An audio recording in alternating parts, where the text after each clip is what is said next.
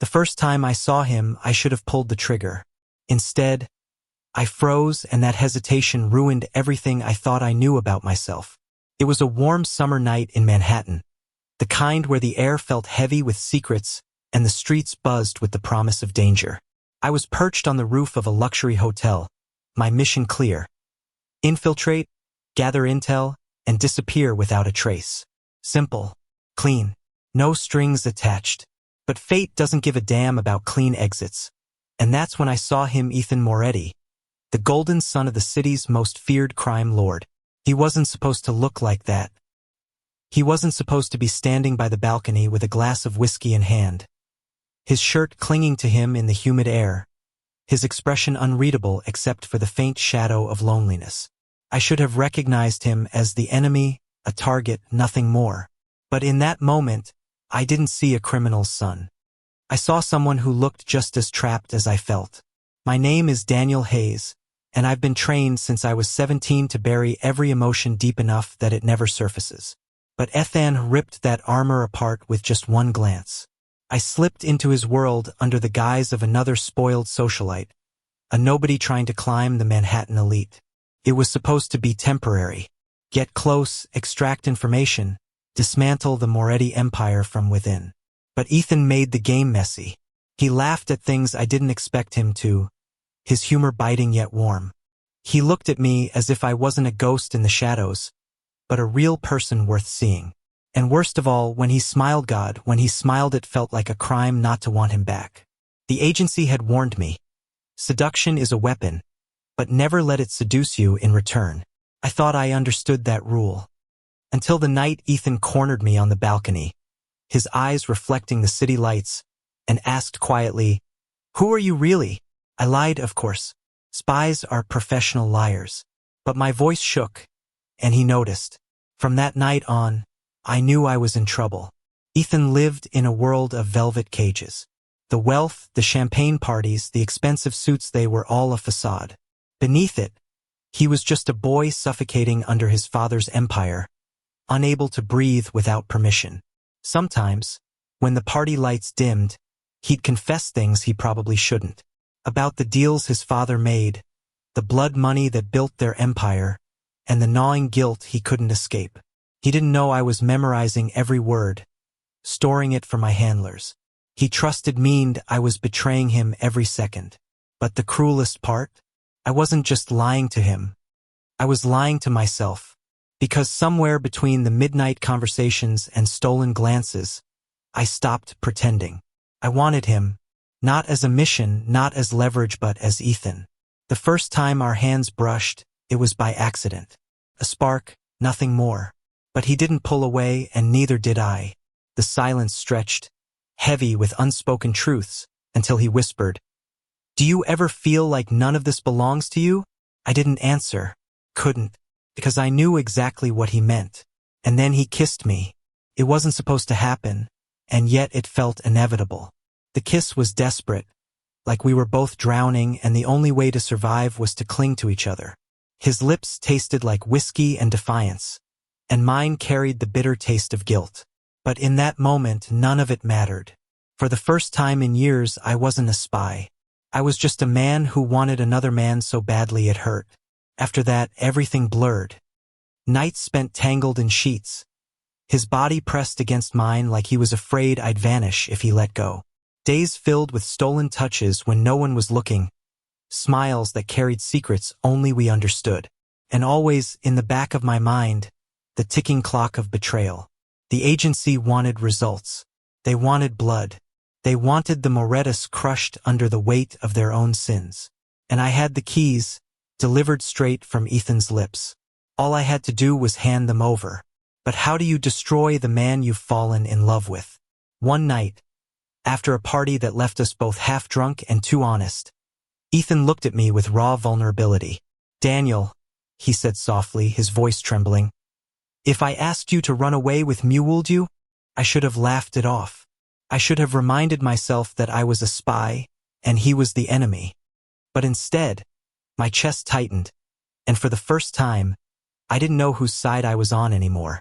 The city outside never slept, but in that fragile silence between us, It felt like the world held its breath. And I knew whatever choice I made, it would cost us both everything. I should have turned him in.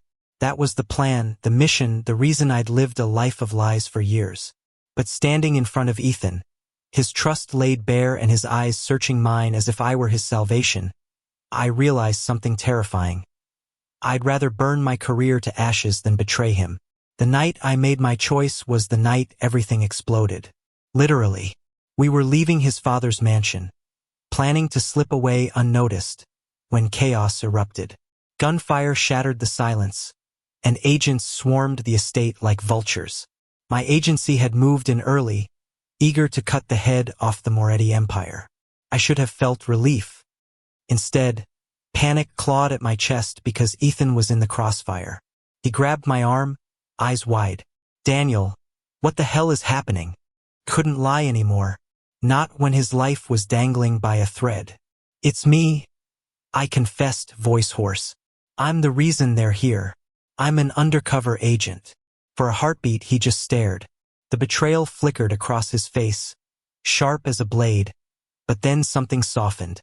He didn't let go of me. "Then get me out of here."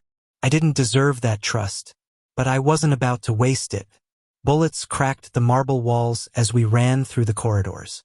I covered him, my training guiding every movement, but my heart wasn't in the mission Anna Maria, it was in saving him. We ducked through kitchens, sprinted across gardens, until we found ourselves on the back pier, the Hudson River stretching out like a dark escape route. A helicopter hovered in the distance, agents shouting commands through megaphones. Ethan trembled, but his voice was steady when he said, "You have a choice, Daniel. Theme or me." The decision should have been impossible. But it wasn't. Not anymore. I ripped the earpiece from my ear and tossed it into the water. "You," I said. "Always you." The disbelief in his expression shattered into something luminous, something I'd never seen before. Hope. He surged forward, kissing me like the world was ending, and maybe it was.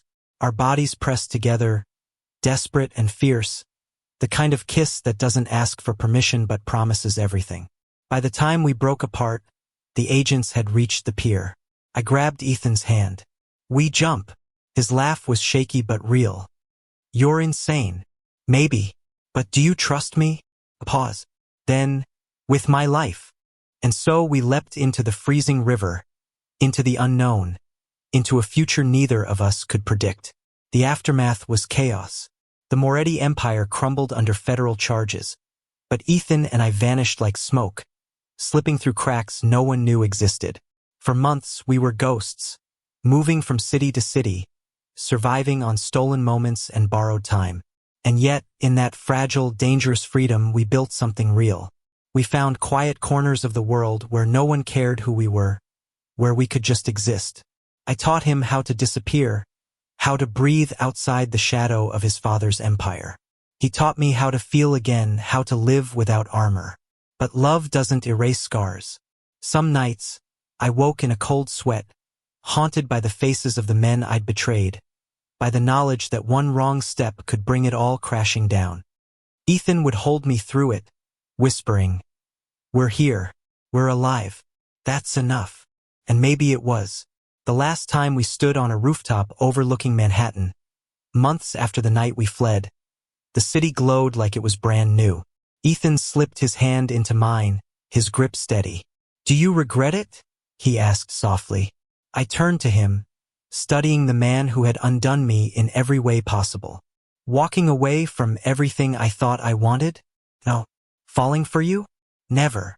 He smiled then, the same smile that once felt like a crime, now my salvation. "Then we'll make this work, no matter how dangerous, no matter how impossible."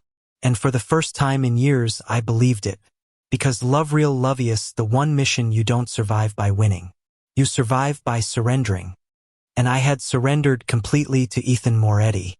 So there we were, a disgraced spy and a crime lord's son, fugitives bound by something stronger than duty, stronger than fear, bound by the reckless, dangerous, breathtaking truth that even in the darkest corners of the world, love had found us, and it refused to let go. Thank you for listening. Don't forget to like and subscribe to stay updated with the latest videos.